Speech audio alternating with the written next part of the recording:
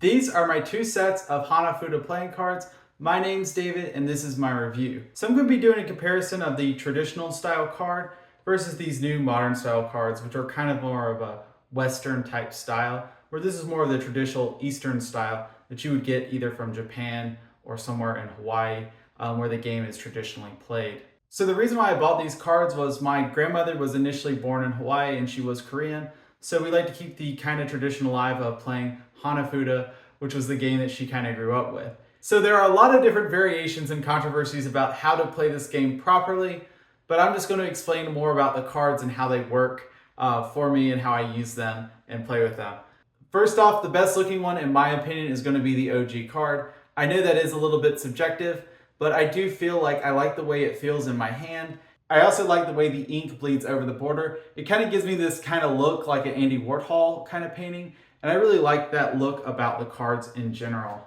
So these two in particular are my favorite cards. They're the Cherry Bowl. This is the powerhouse card that you always want to have if you're playing the traditional Hawaiian style. Both these cards, in my opinion, look absolutely amazing compared to regular traditional like bicycle cards that you might find for poker or whatever. But I really like the look and feel of these cards. They just look fantastic. They have these really cool vibes to them. So this backing has this really nice diamond and cherry blossom pattern on the back, and it gives us this really nice look and feel, where this one has a very simple matte black look on the back. So I don't know why, but they chose the chicken on the front of the cover of the playing card deck, but this is what that looks like. So here's the card holder for the traditional style deck.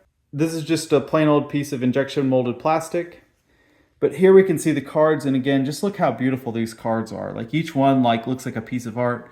You could absolutely hang these things on your wall. These traditional ones, again, are going to be my favorite, just in terms of how they look and everything. Now here are the modern Western style cards here.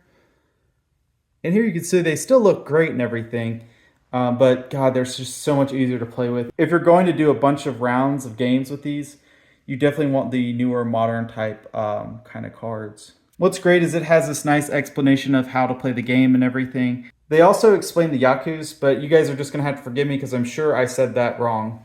So why did I switch from the traditional playing card to the new Western style kind of playing card?